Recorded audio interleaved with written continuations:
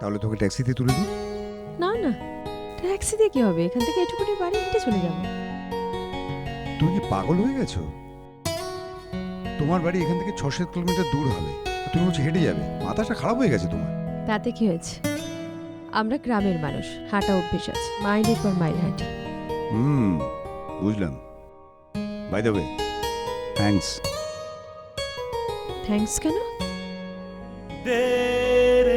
আমার সাথে আসার জন্য, আমার সাথে লাঞ্চ করার জন্য।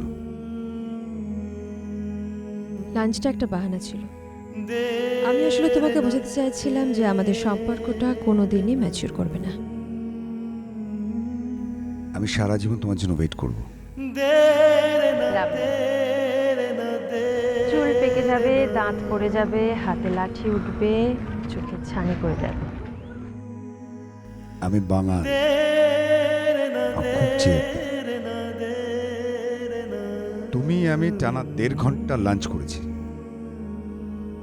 আমাদের বিয়েটা যাতে না হয় সেই জন্য যা যা কারণ দরকার তার সমস্ত কিছু আমাকে পুঙ্খানুপুঙ্খভাবে বলেছো, আমি সব শুনেছি। আমি জানি তোমার জেদ, কিন্তু আমার জেদ আরো অনেক বেশি, তোমার থেকেও আরো অনেক বেশি। রিয়েলি? Excuse me. হ্যাঁ ময়ূক বল। হ্যালো ভাই। কি হয়েছে? ভাই তোমাকে একটা কথা বলবো। হ্যাঁ বল না। ভাই ভাই আমি না, আমি বলছি যে কি করে মোছা কাটবো বলতে পারবে? মোচা? মোচা নিয়ে তুই কি করবি? তুই তুই কি মোচা নিয়ে অফিসে গেছিস নাকি? না না, অফিসে যাইনি। অফিসে যাসনি মানে? অফিসে যাইনি মানে অফিসে যাইনি আসলে। দিভাই হচ্ছে গিয়ে। কেন অফিসে যাসনি কেন? আর তুই মোচা নিয়ে কি করছিস? দিভাই আজকে আমাকে মোচার তরকারি করতে হবে, ওই চিংড়ি মাছ দিয়ে।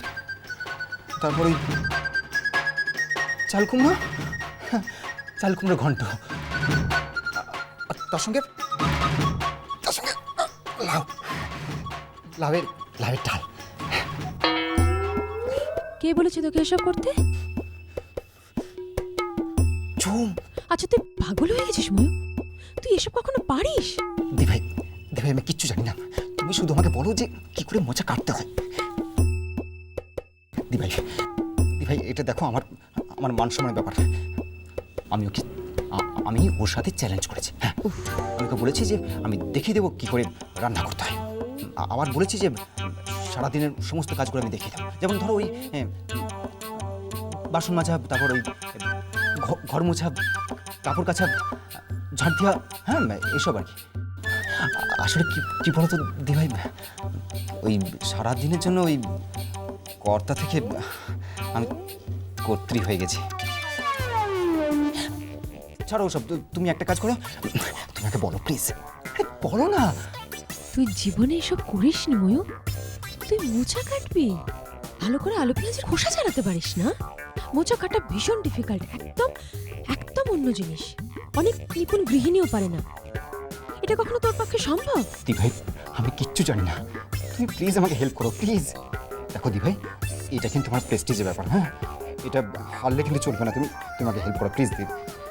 দাঁড়া আমি আসছি, আমি এসে তোকে সব বলে বলে করে দিচ্ছি। হ্যালো দি ভাই, ফোনে ফোনে হেল্প করলে কিন্তু চলবে না। আজকে সব রান্না ওকে নিজের হাতে করতে হবে, এটাই বাজি। আর আজ যদি ও বাজিতে হারে, কি হবে হারলে? কি হবে? আজ রাতে সীতাহরণ হবে। সীতাকে? আপনার ভাই সীতা, আর আমি হলাম রাবণ। সীতা সীতা দেখেছো কখনো? তা দাঁড়িয়ে আছে। দিভাই তুমি ওর কথা একদম শোনো না তো। দিভাই দিভাই তুমি আমাকে হেল্প করো প্লিজ। আমাকে বলো যে কিভাবে মোচা কাটতে হবে। মোচা কাটা ওভাবে ফোনে শেখানো যায় না ময়ূক। তুই এক কাজ কর, লাউ আছে বললি না, তুই লাউটা কেটে ডাল বসা, তারপরে আমি আসছি। হ্যাঁ বসাচ্ছি।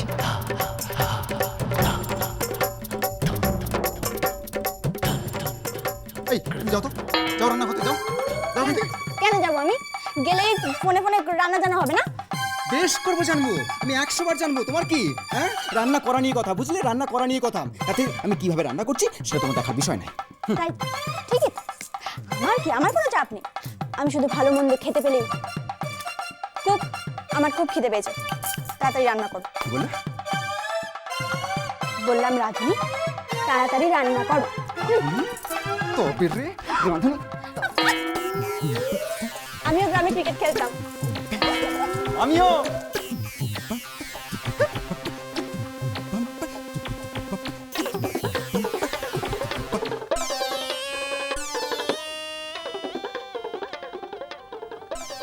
মেয়েরা যে কি করে দিনের পর দিন রান্না করে তুমি জানো।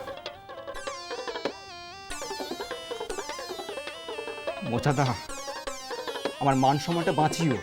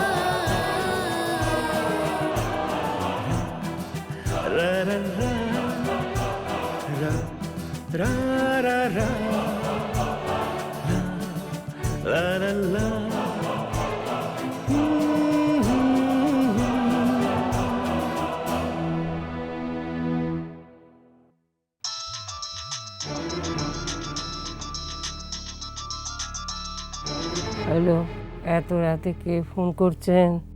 ভয় পাচ্ছেন না? ঘড়িতে এখন প্রায় 12টা। খুব নিশ্চিন্ত, তাই না? মনে আছে এরকম এক রাত্রিবেলায় এক অসহায় মেয়েকে আপনি একটা লোলুপ লোভী মানুষের হাতে তুলে দিয়েছিলেন? ভালোবাসা